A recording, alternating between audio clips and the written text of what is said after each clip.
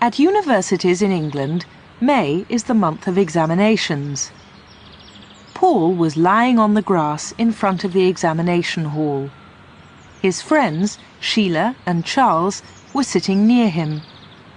The three of them were first-year students at university. They were sitting their first-year exams.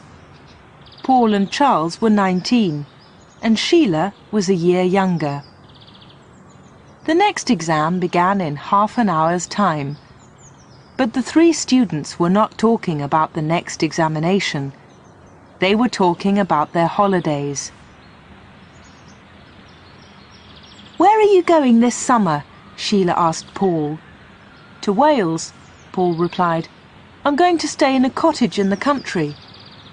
"You have a cottage in Wales?" asked Charles. "It's not my cottage," replied Paul. "It belongs to my uncle. He usually goes there for his holidays every summer.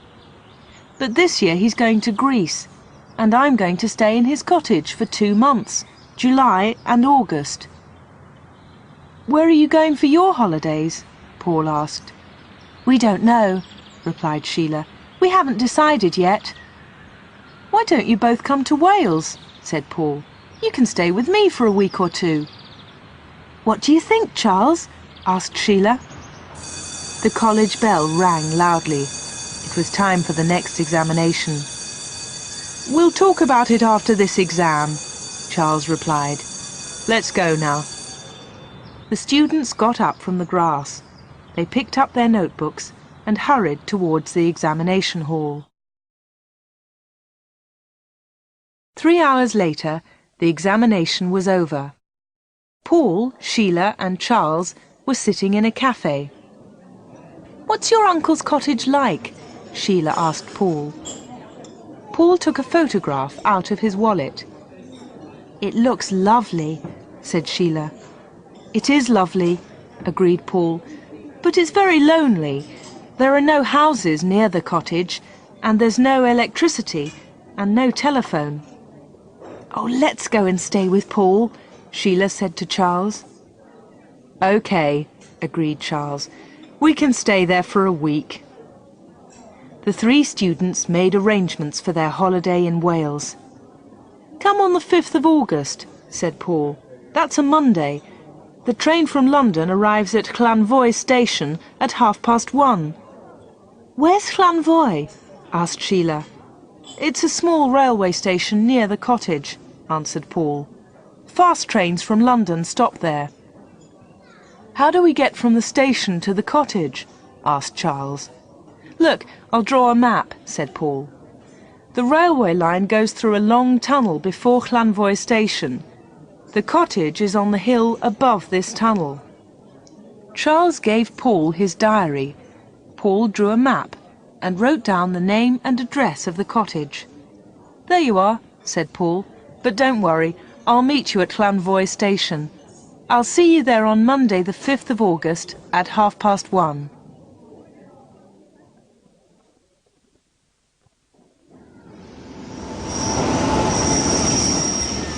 It is the 5th of August.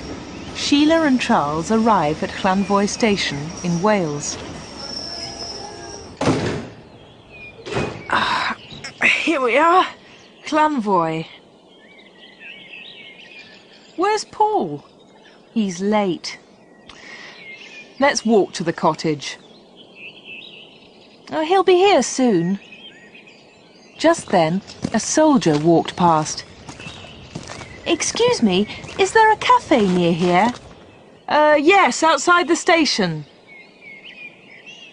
"Charles, what's in those bags?" "I don't know."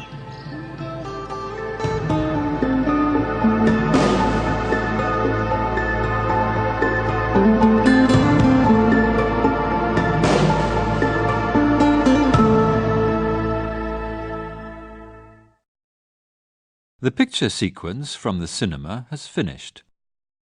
You can look at it once more if you want. Sheila and Charles went into the small cafe. There was a young girl behind the counter. Sheila went up to her. "Has a young man been in here this morning?" asked Sheila. A soldier? Asked the young girl. No, not a soldier, a student, replied Sheila. Oh, we see a lot of soldiers here, said the girl, but no students. Charles asked for 2 coffees. He sat down with Sheila at a table near the window. Paul's forgotten about our visit, he said. We'll have a coffee, then we'll walk to Hilltop Cottage. They sat at the table and looked out of the window. Some soldiers were loading bags into the lorry. Other soldiers were standing on guard. The girl brought the coffees. What's in those bags? Charles asked her. Banknotes, replied the girl. The money comes from London by train. Then the soldiers take it to a large army camp near here. What do they do with the money? Sheila asked. I don't know, said the girl, and she walked away. They're probably old banknotes, said Charles. After some years, the government destroys old banknotes and new money is printed. The money in those bags will not be used anymore. Charles and Sheila waited in the cafe. Paul did not come.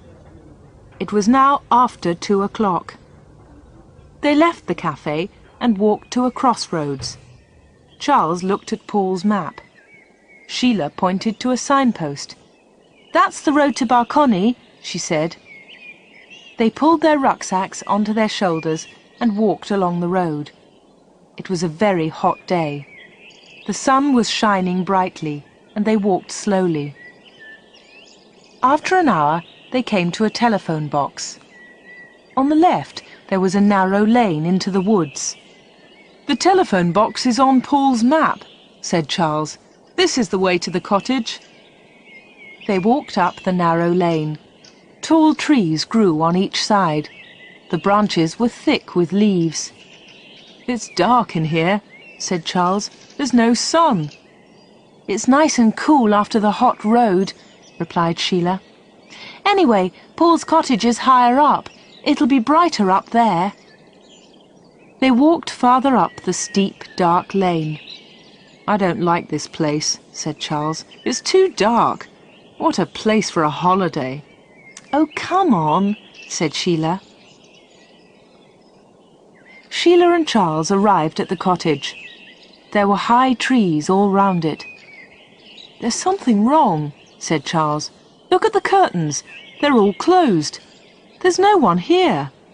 Don't be silly, said Sheila. She went up to the cottage and knocked loudly on the door. They waited for some time. Sheila pushed at the cottage door. It did not open. It was locked. Paul? Shouted Charles. Paul, are you there? There was no reply. Sheila knocked again on the door. They stood and listened. There's someone inside, said Sheila. I heard a noise. Listen. They both stood in silence. Someone unlocked the door. It's Paul, said Charles. Why is he taking so long? The door slowly opened. A tall man with a beard stood in the doorway. He was about 40 years old. Sheila and Charles did not know him. He was a stranger. Who are you? Asked the stranger. What do you want?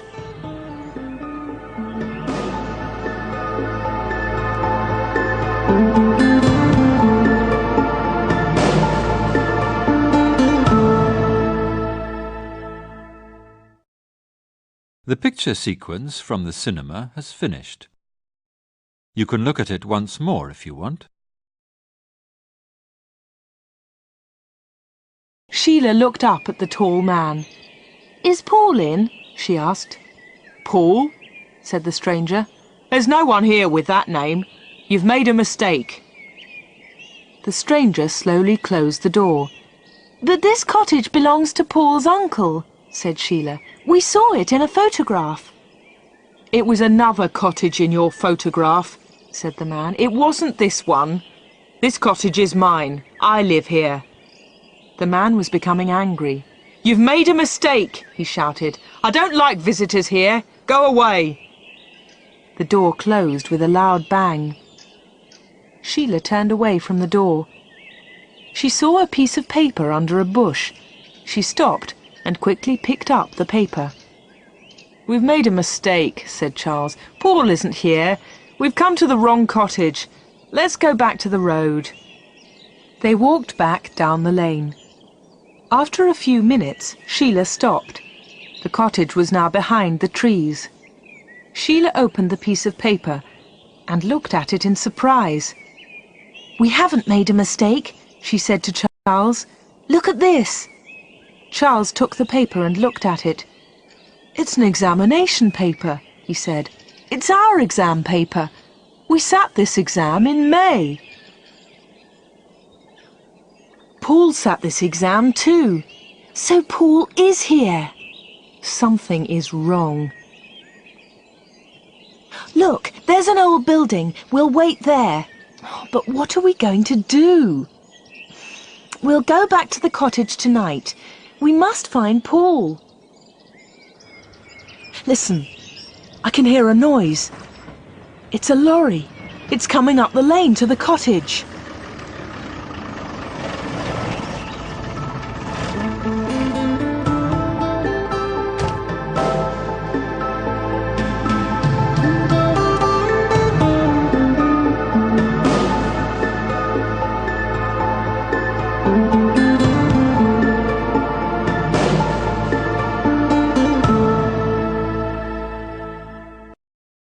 The picture sequence from the cinema has finished. You can look at it once more if you want. Sheila and Charles waited in the old building. Slowly it became dark. They walked quietly back to the cottage and hid behind a bush. A lorry was parked near the cottage door. They waited quietly in the darkness. Suddenly a man hurried up the lane. He knocked at a window of the cottage. The door opened quickly. "Everything is okay, Frank," said the man outside. "Bill has telephoned from London. He's put sleeping pills in the guard's coffee." "Good," said Frank. "We can start now. Get the bags out of the lorry and into the cottage." "What's happening?" Charles asked Sheila. "Bill's put sleeping pills in the guard's coffee. What does that mean? And what's in those bags?" "I don't know," said Sheila. "Listen, they're talking again." "What about that young man?" one of the men asked Frank. "We'll leave him in the upstairs bedroom," Frank replied. "He's tied up tightly. He'll be found tomorrow. By then, we'll be far from here." "Paul's in the cottage," Sheila whispered to Charles, "and he's a prisoner." 4 men carried all the bags into the cottage. They closed the door behind them and locked it. "Paul's in one of the upstairs bedrooms," said Sheila. "We must help him." "How are you going to get into the cottage?" asked Charles. "They've locked the door." "I'll climb up onto the top of the porch," said Sheila. "Then I'll get in through a window." Sheila and Charles waited for half an hour. Then they walked up quietly to the front door. There were no lights in the cottage. "Help me up, Charles," said Sheila. Sheila stood on top of the porch. She reached up and pulled at the window. It opened slowly and made a loud noise. Sheila waited for a few moments. Nothing happened. She opened the window wide. The curtains inside were closed. She opened them carefully and climbed into the bedroom. In the dark room, Paul was lying on a bed. He was tied up tightly, and there was a gag over his mouth. Sheila quickly took off the gag. "Shh," she said. "Don't make a noise. There are some men downstairs." "It's all right," said Paul. "They won't hear us. They're not in the cottage. They're out at the back." Sheila slowly untied the ropes round Paul. "What's happening?" she asked him. "Who are those men? What are they doing?" "They're going to rob a train tonight." "Rob a train?" asked Sheila in surprise. "They found an old shaft behind the cottage," said Paul. "The shaft goes down into the railway tunnel. They're going to change the signal in the tunnel. The signal light will be red, and the train will stop. Now I understand, said Sheila. Someone has put sleeping pills in the guard's coffee. That's part of their plan, said Paul. The train will stop in the tunnel and the guard will be asleep. The men will steal the bags of money from the train and escape up the shaft. But these men have taken bags into the cottage, said Sheila. What are they for? The bags are full of paper, said Paul. They look like the bags of money. The soldiers won't find the paper until tomorrow morning. Then these men will be far away from here. We can run down to the telephone box, said Sheila. We can telephone the police from there. There isn't enough time, said Paul. We have to stop these men. We can put heavy stones over the shaft. Then the men can't get out. And Charles can run down and telephone the police, said Sheila. Now all the knots were untied and Paul was free. They climbed out of the window. Charles was waiting for them in the darkness.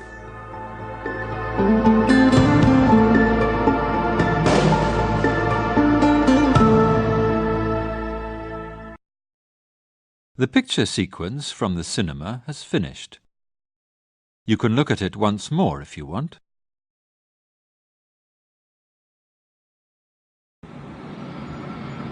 The train from London was in the long tunnel. The signal is red, said the driver to his mate. That's unusual. The train slowed down. It stopped on a long bend in the tunnel.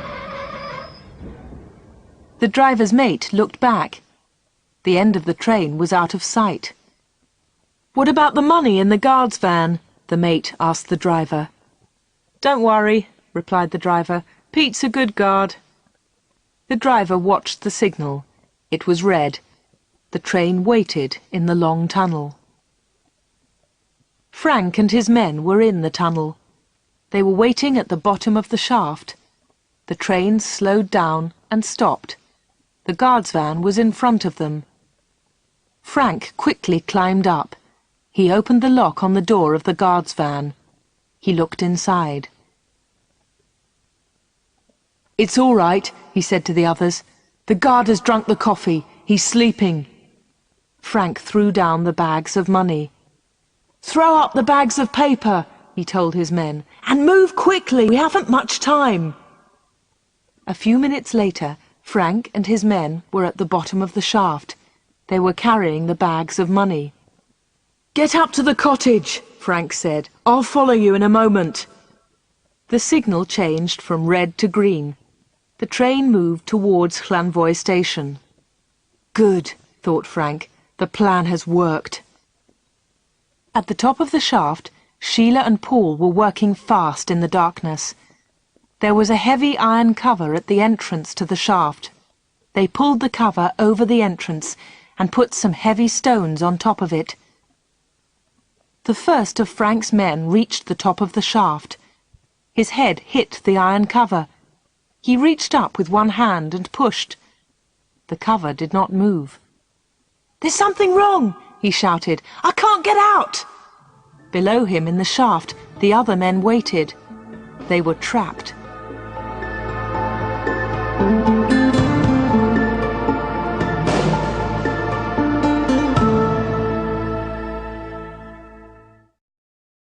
The picture sequence from the cinema has finished. The police moved quickly. A police car came to the telephone box. Charles jumped in and they drove fast towards the cottage. The police arrested 2 men at the top of the shaft. An hour later, Sheila, Paul and Charles were in the police station at Barcony. Thanks to you, we've got the men and the money, said the police sergeant. We arrested the other 2 men at Llanvoy station. But there were 5 men, said Paul. Have you arrested the leader? He's called Frank. Sheila, Charles and Paul spent the night in the home of the police sergeant. The next morning, the sergeant left early. I must go to the police station, he told them. I'll phone you later in the morning. At breakfast, Sheila turned on the radio. Here is a police message. The police are looking for Frank Steele, aged 40. This man was last seen on the railway line to Llanvoy station in the early hours of this morning. He is a dangerous... Sheila turned off the radio. It's a strange beginning to a holiday, she said. Later the phone rang. Paul answered it. It was the sergeant. Good news, said the sergeant. A police car has picked up Frank Steele. Paul put down the phone. The police have arrested Frank Steele, he said to the other two. That's great, said Sheila. Now we can go back to the cottage and begin our holiday.